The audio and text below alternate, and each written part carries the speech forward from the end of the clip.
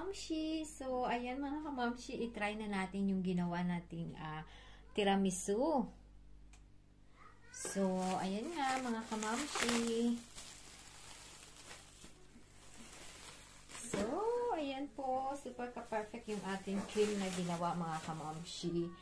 So, lagay tayo ng ng cocoa powder mga kamamshi. I'm sorry. So, any brand, kung ano lang available, syempre as always sa bahay. So,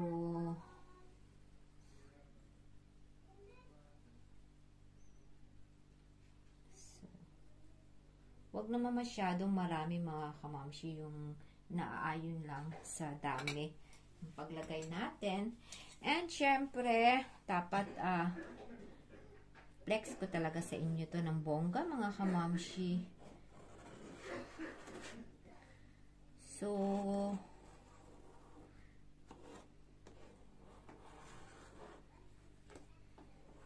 ayan, naggalaw-galaw pa yung ating pan. So, one more try pa natin. So, ayan, okay na yan po ba? So, ayos nga natin mga kamamshi. So, ayan, dito tayo mag-open.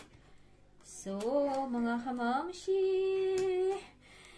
the truth na if maganda nga talaga yung ating ginawang so ayan, di ba po? Papaum ka talaga pag ganito ka perfect. So ayan mga kamamshi, so di ba, as in super perfect mga kamamshi. So ayan, let's go, i-try na natin. So cut tayo dito.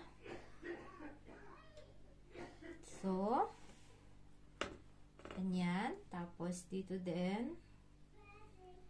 So, di ba po mga kamamshi, as in. And then, cut natin dito. So, ayan. So, ayan mga kamamshi. So, urong natin konti. Siyempre, para makita nyo. As always, ganyan. So, lagay na natin. So, ayan mga kamamshi. As in, super perfect. And, super sarap. So, cook mga kamamshi, diba? Sarap.